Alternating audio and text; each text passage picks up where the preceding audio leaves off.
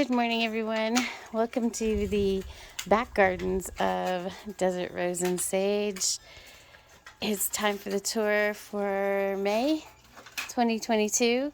I have to tell you, my back gardens have been my most frustrating place in the last year and a half or so because of all the things that are going on back here, and I've had to start over quite a bit.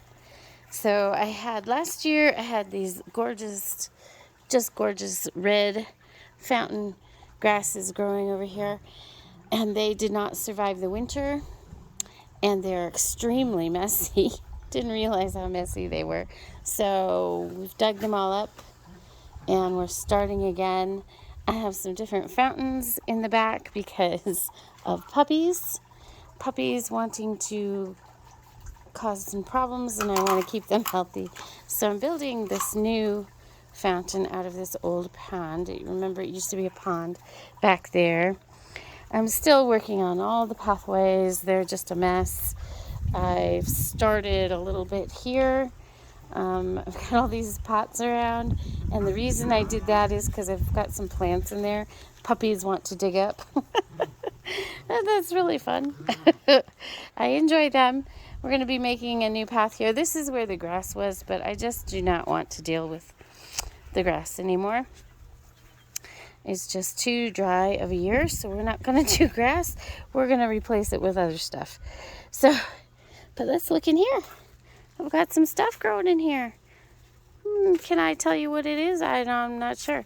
Got some lavender, calendula, chamomile, and I don't remember what the other stuff is, and I'm not sure if it'll survive anyway. We'll see.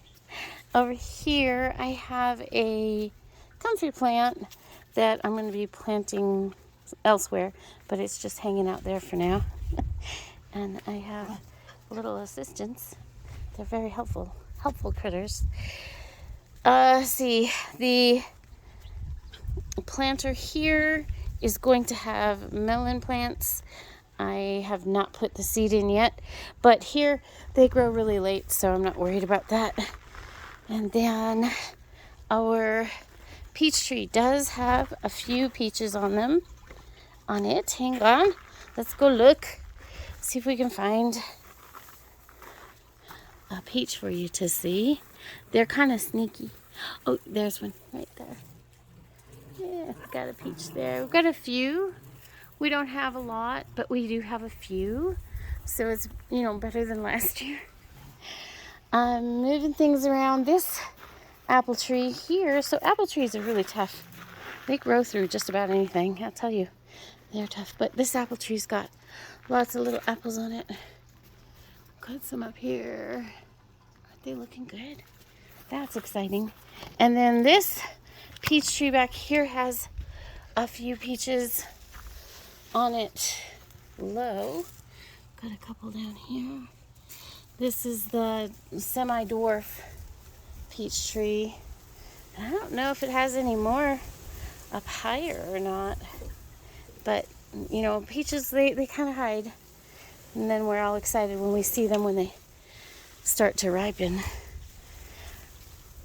This tree, however, is exciting. Let's see if it's still here, unless we lost them all. I got real excited. Oh yeah, they're there. So this is a honeysuckle. No, Honeycrisp. Sorry. I'm trouble with my words.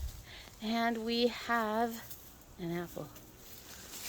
And that's a big deal because it takes 7 years before they start to get fruit. So this is our first year with Honeycrisp apples. I'm very excited about that. I did that for my kiddo. He loves Honeycrisp apples. So you have to have 2 trees, 1 Honeycrisp and 1 of another type, because they have to cross-pollinate to produce food. So this is exciting for me because that means I got the right other apple tree to cross-pollinate. And I believe the other one is I can't think of it right now. Of course I can't. because all the words are popping out of my head. Okay, I'm going to sweep over the big mess here. Big mess. But there's stuff over there. It's exciting. There's lights for the work shed. There's drying racks in the boxes there. And there's some other things that I'm going to be using to finish off the work shed. The work shed still has lots of little things that need to be done, but we are making progress. We are. This bed I'm excited about. So with the puppies, I didn't want them running all over the plantain, so I decided to try to transplant plantain into this bed. And this one has done fabulous. And these two look like they're dying, but they're actually coming to life right there. And that one there too has a little bit of life. So I'm very hopeful that this bed is going to be full of plantain. And then over here I've got lemon verbena. I try to grow lemon verbena every year, and I have problems with it every year. If you'll notice, I talked about it before, but I've got bamboo fencing up around it just because it's been too much sun already for these plants. And then we're going to swipe over some mess here. And then here's my tomato bed, and everything's looking pretty well.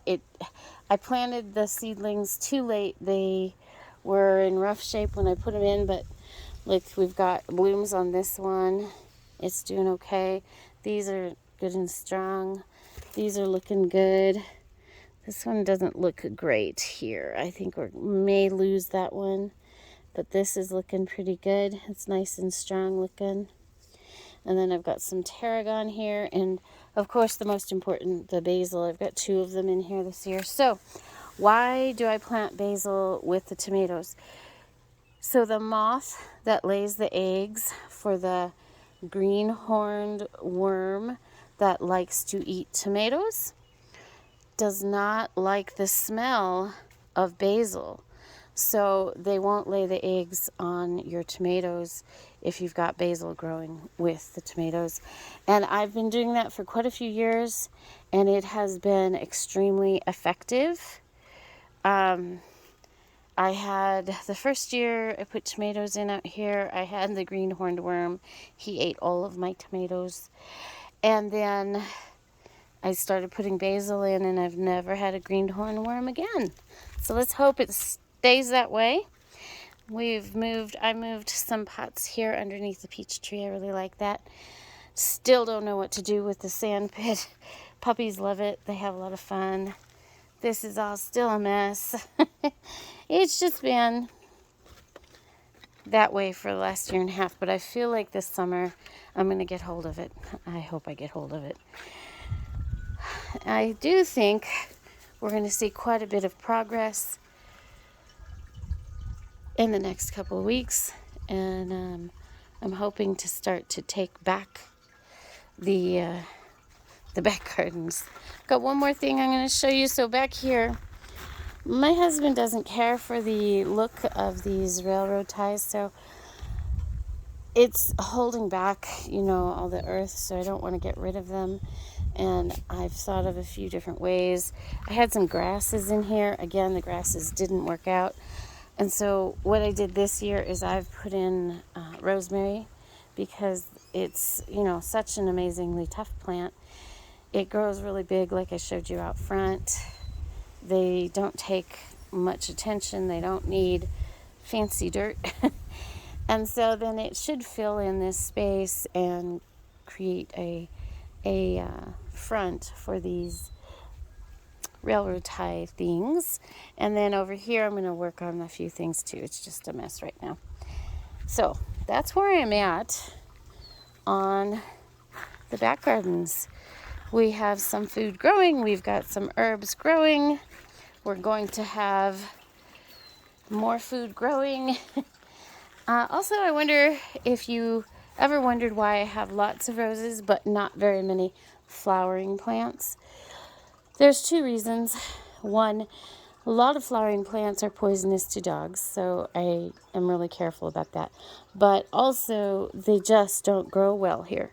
It's just too hot. The sun's too harsh.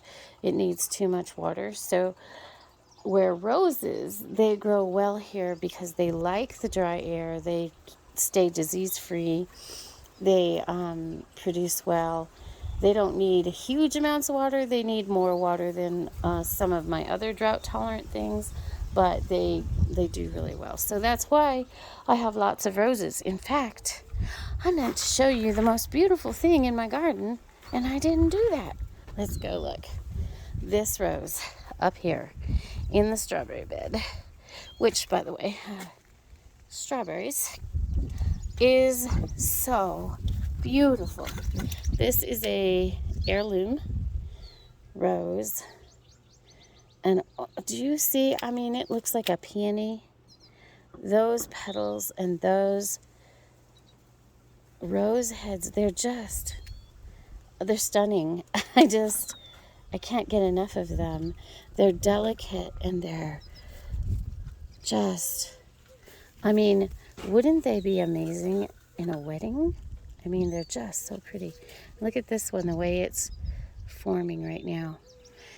So this is a climbing rose. I put it here because I wanted it to climb up over this window. So as soon as I get the stand finished on the outside here, I haven't got to it yet, I'm going to start attaching this so that it climbs up and over the window there, so it gives it a nice cottagey feel. All right, guys, so on that note, have a great day, and I will see you soon.